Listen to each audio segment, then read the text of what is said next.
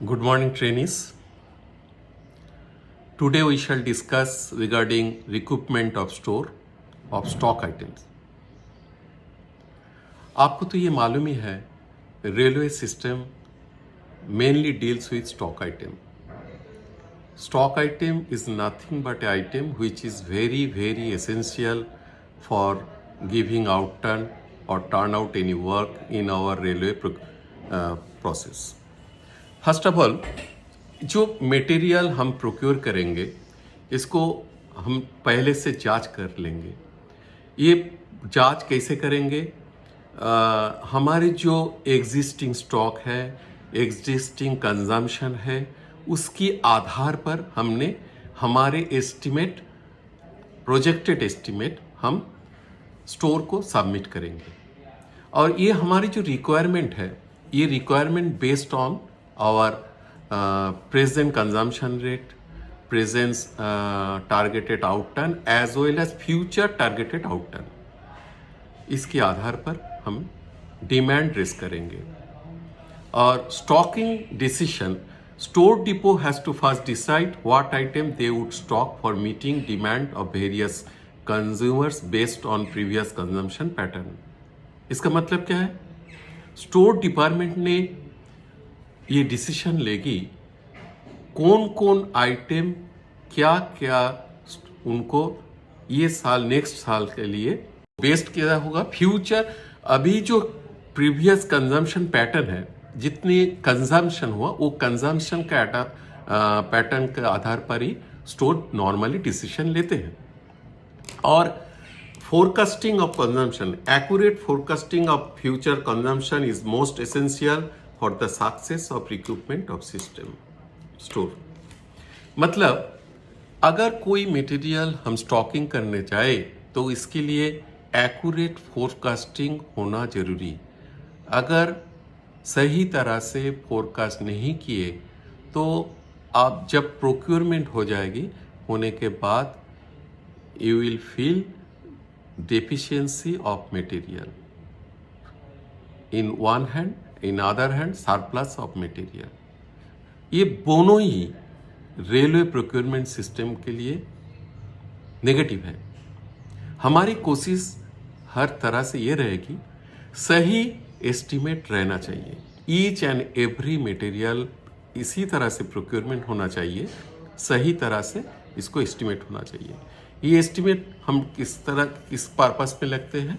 Maintenance activity, production activity, project work के लिए। Next आपको स्लाइड में दिखाई दे रहा है concept of dues. Railway system में ड्यूज का मतलब क्या है? देखिए, आपकी तरफ से पिछले साल में जो डिमांड आपने स्टोर के ऊपर रेस किए थे, वो डिमांड के आधार पर आपको कोई परचेज ऑर्डर गिर सकते हैं, कोई इंडेंट गिर सकते हैं। आपको आधार से आपकी तरफ से डिमांड चले गए, स्टोर वो डिमांड को प्रोसेस की है, tendering process, procurement process, purchase order पड़े हैं या नहीं पड़े, इंडेंट पड़े हैं नहीं पड़े, ये सब मिला के ये किसकी आधार पर जाएगी? ड्यूज के आधार पर। और ये ड्यूज दो तरफ का होता है, covered dues, uncovered dues. Covered dues का मतलब क्या है? अगर कोई परचेज ऑर्डर प्लेस हुआ है लेकिन वो परचेज ऑर्डर का माल, मटेरियल आपको नहीं मिले, वो कवर्ड ड्यूज। ऐसा भी हो सकता है कोई परचेज ऑर्डर का पार्शियल सप्लाई हुआ है, बैलेंस पार्ट अभी तक नहीं मिले, वो भी अंडर कवर्ड ड्यूज में ही जाएगी। और अनकवर्ड ड्यूज क्या है? आपको पिछले साल में जो आप डिमांड रेस किए थे, ये परचेज ऑर्डर अभी तक प्लेस नहीं हुआ है और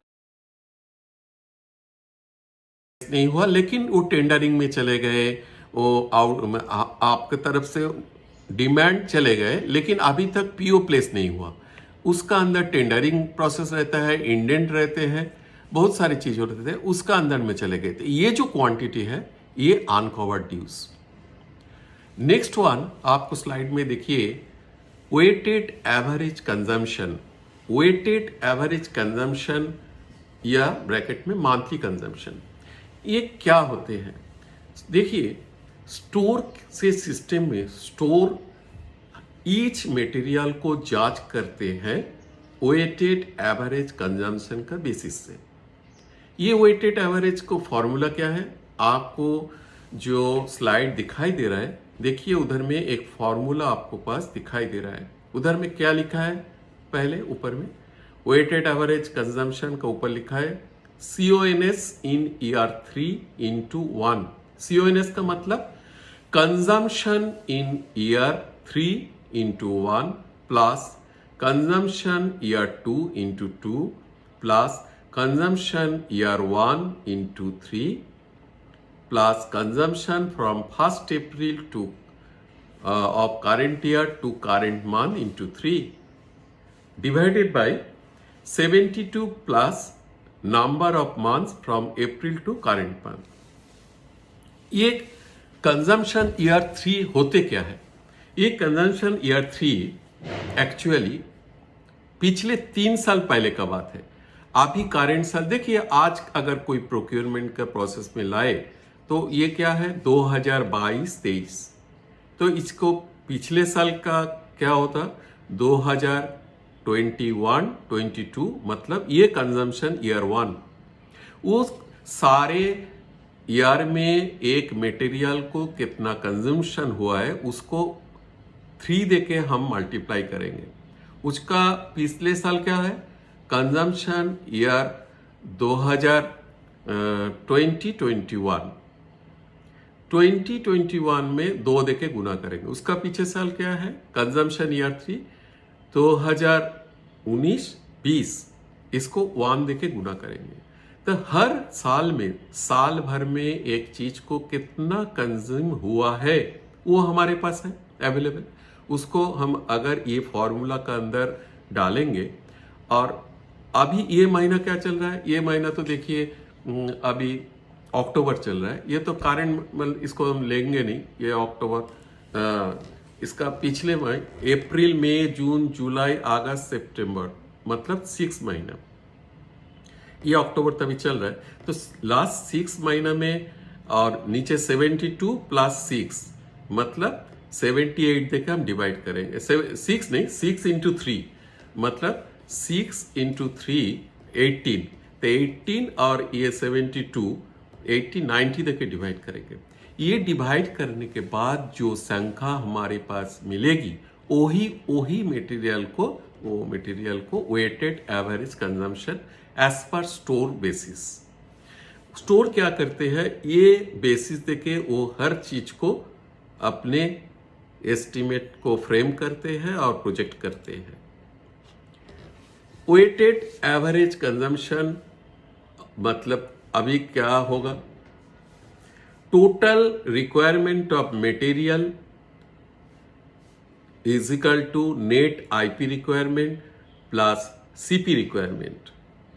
ये आईपी का मतलब क्या है, इंटरिम पीरियड, और सीपी का मतलब क्या है, कॉन्ट्रैक्ट पीरियड।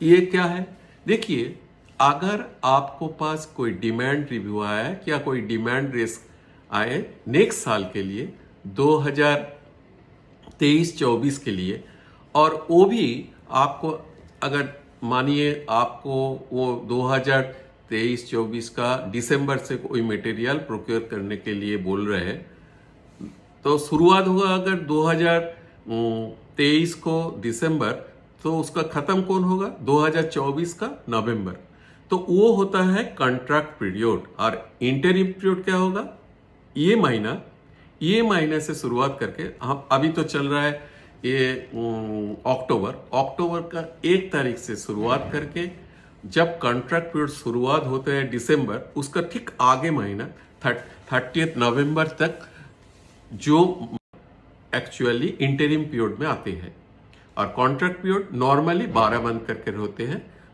तो वो है कॉन्ट्रैक्ट पीरियड।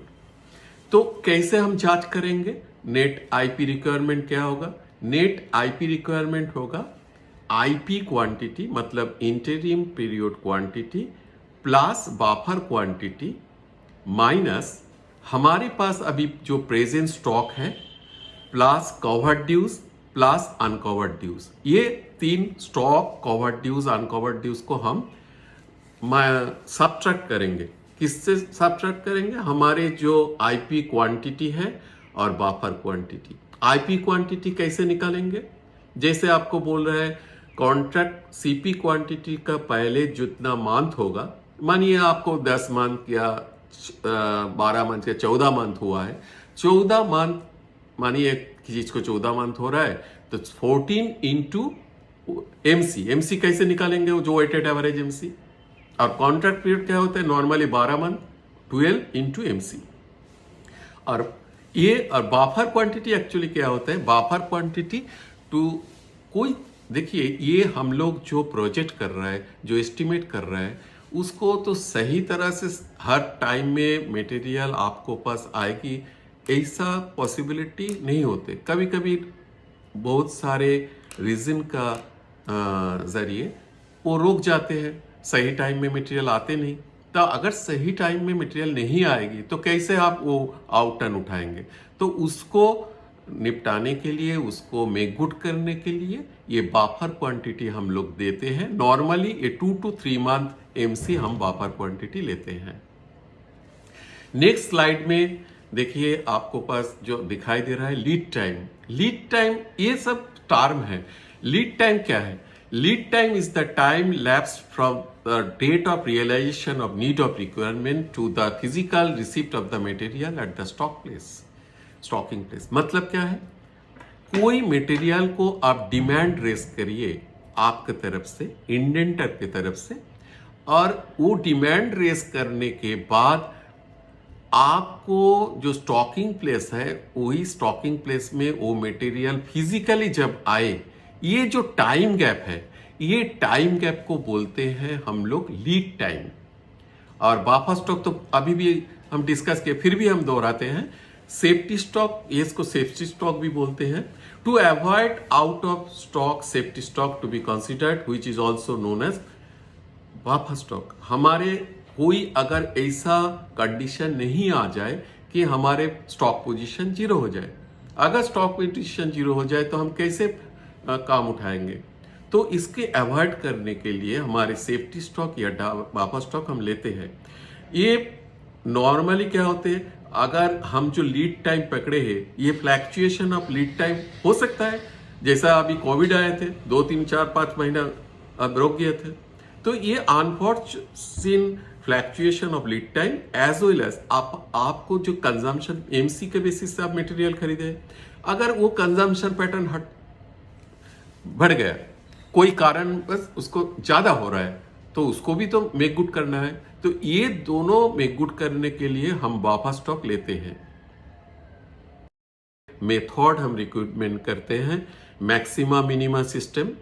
मतलब देखिए इस स्लाइड में दिखाई दे रहा है मैक्सिमा मिनिमा सिस्टम, इसको लिखा है EOQ/ROL सिस्टम। मतलब इमरजेंसी, ये EOQ मतलब economic order quantity and reorder level system, और दोनों अलग अलग प्रोसेस है। Annual estimate system and the third one is recruitment of emergency store. ये EOQ इकोनॉमिक ऑर्डर क्वांटिटी, इसको मैक्सिमा बोलते हैं। मैक्सिमा मिनिमा का मैक्सिमा बोलते हैं। Maxima is the quantity which is most economical to order at a time. If we order large quantity at a time, large amount of money will be blocked and inventory carrying cost will be higher. If we order small quantity at a time, we will have to order more frequently and ordering cost will go up. मतलब क्या है? अगर कोई material को हम large quantity में procurement कर लिया तो हमारे ज़्यादातर इन्वेंट्री ब्लॉक हो जाते हैं। हम तो इसे नहीं करते, और कम प्रोक्योरमेंट किए हैं तो रेगुलर बेसिस में हमको मार्केट में जाना पड़ेगा, वो भी प्रॉब्लमेटिक है। तो दोनों को बीच हम इसी तरह से हमारे क्वांटिटी को फिक्स करेंगे, ज़्यादा भी इन्वेंटरी ब्लॉकेज नहीं हो और कम भी नहीं हो। तो नॉर्मली हम लोग क्या करते हैं, हाई वैल्यू आइटम को 3 महीना के लिए इसको हम प्रोक्योरमेंट करते हैं और हाई कैटेगरी छोड़ के लो कैटेगरी और मीडियम कैटेगरी को हम 12 महीना, 1 साल, जैसे हम कॉन्ट्रैक्ट पीरियड बोलते हैं, 1 साल के लिए हम प्रोक्योरमेंट करते हैं। तो ये इकोनॉमिक ऑर्डर क्वांटिटी, ये क्वांटिटी है, ये एक आइडल क्वांटिटी है। इसको इसीलिए हम प्रोक्योर करते हैं टू मिनिमाइज इन्वेंट्री कॉस्ट। हमारी जो इन्वेंट्री कॉस्ट है उसको मिनिमाइज करना। सच इन्वेंट्री कॉस्ट किसको बोलते हैं? Holding cost, shortage cost, ordering cost, सब मिला के ये इन्वेंट्री कॉस्ट होते हैं। इकोनॉमिक ऑर्डर क्वांटिटी को फॉर्मूला भी है, √2 into demand and order cost divided by holding cost. इसका बाद आपको वो तो मैक्सिमम आया, reorder level ROL, minimum point, minimum reorder level which triggers an action to refill that particular inventory stock। मतलब देखिए, हर स्टॉक आइटम को एक रीऑर्डर लेवल होते हैं। ये stock order reorder level actually क्या होते हैं? अगर आपको कोई मटेरियल को स्टॉक आप जीरो करने के बाद आप उसको मार्केट में जाए, प्रोक्योरमेंट एक्शन का बंदोबस्त करिए, तो 2, 3, 4 महीना तो आपको गैप हो जाएगा। उस टाइम में आप कैसे चलाएंगे? आउट टर्न कैसे देंगे? कैसे मटेरियल सप्लाई करेंगे? तो आपको घर का भी काम, आप मटेरियल जब खरीदते हैं ऐसा नहीं करते। आपको जो चावल खरीदते हैं, चावल कैसे खरीदते हैं? वो तो 2 दिन 3 दिन के लिए नहीं खरीदते हैं, नॉर्मली वो 1 माह के लिए खरीदते हैं, 1 साल के भी नहीं खरीदते हैं और 1 दिन के लिए भी नहीं खरीदते। लेकिन ये जो मानिए 1 महीना के लिए आप चावल खरीद रहे हैं, 1 महीना के लिए चावल खरीद रहे, इसका मतलब ये नहीं चावल जब खत्म हो जाए और आप मार्केट में जाए, उसका बाद चावल लाए और आपको राइस पकवाए। थोड़ा लेवल जब कमती हो जाते, घटते हैं, तब आप जाते हैं मार्केट में, जाओ खरीद के लाओ, उसको फिर भर के हम रखते हैं, 1 महीना भर अब चला लेते हैं। इधर भी एक ही सिस्टम है। ईच एंड एवरी आइटम को एक रीऑर्डर लेवल पॉइंट है, जो पॉइंट जब चले आते हैं उसका बाद ट्रिगरिंग होते हैं प्रोक्योरमेंट एक्शन के लिए।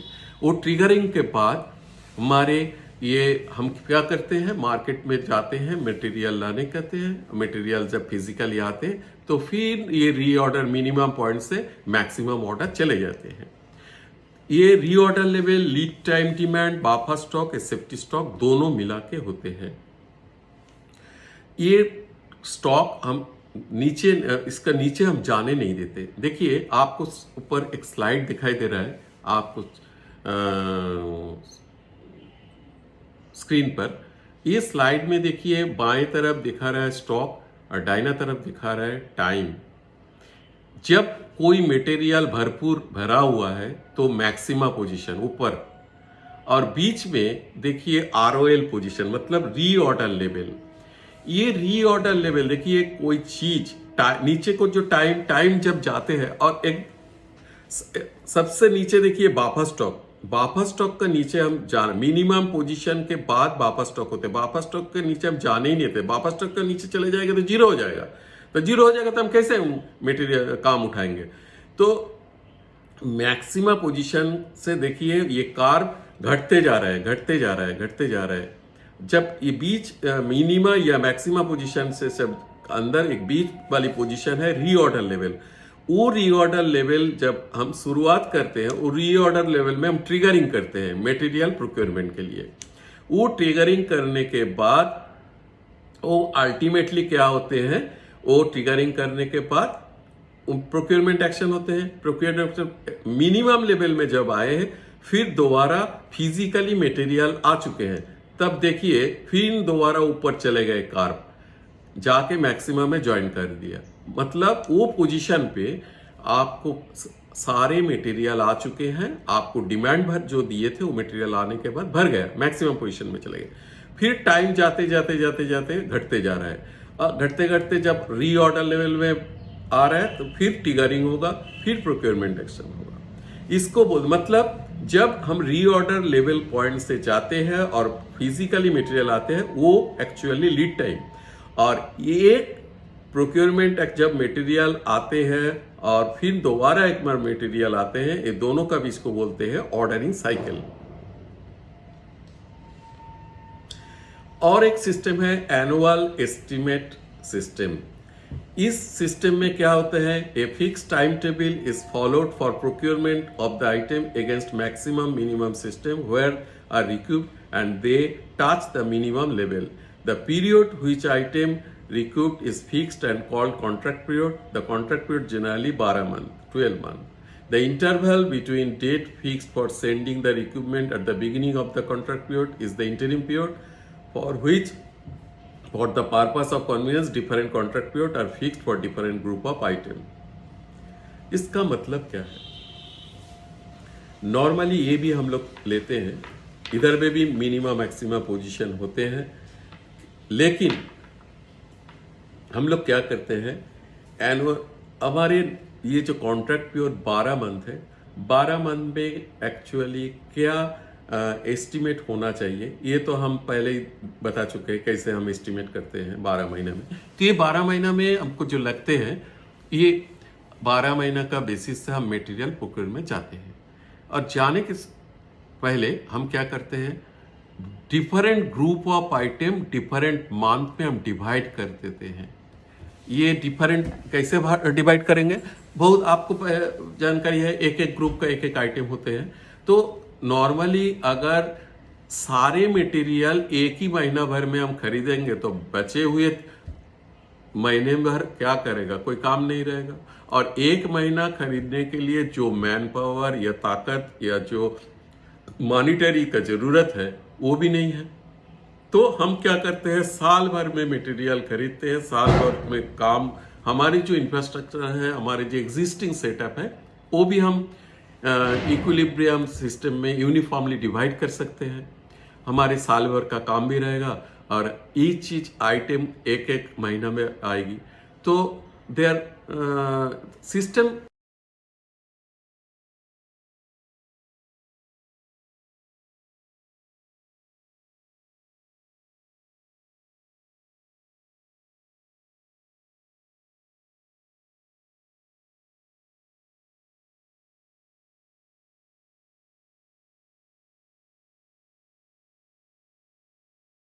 में ईच चीज, हर चीज, सारे आइटम अवेलेबल है, तो ये आसान होते हैं काम उठाने।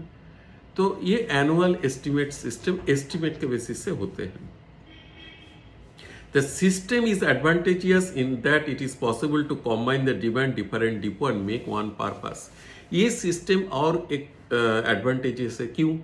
देखिए, स्टोर जब कोई डिमांड लेते हैं, नॉट ओनली तो आपको डिमांड लेंगे, उनका जितनी सारे क्षेत्र हैं वो डिफरेंट डिवीजन हो सकते हैं, डिफरेंट ब्रांच हो सकते हैं। उसको अगर एक ही चीज को एक ही चीज बहुत सारे सेक्शन या शॉप या सिक लाइन डिमांड दिया, तो सारी चीज को एक करके वो महीना एक फिक्स्ड महीना में करके उसको डिमांड देते हैं। तो जब वो मटेरियल लाएगी, he fulfills all the demand as raised from different sector। तो ये भी इसका एडवांटेजियस है। The last one is recruitment of emergency. ये नाम से आपको पता चल जाते हैं, इसमें कोई पॉलिसी नहीं लगते। हम ऑन इमरजेंसी बेसिस में हम कोई प्रोक्योरमेंट करते हैं।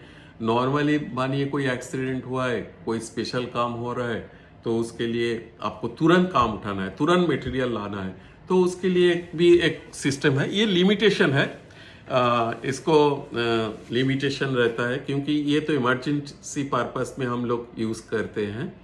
ये इसको अपर लिमिट कैसे फिक्स करेंगे, ये हमारे जो एक्सपीरियंस के जरिए हम इसको अपर लिमिट फिक्स करेंगे।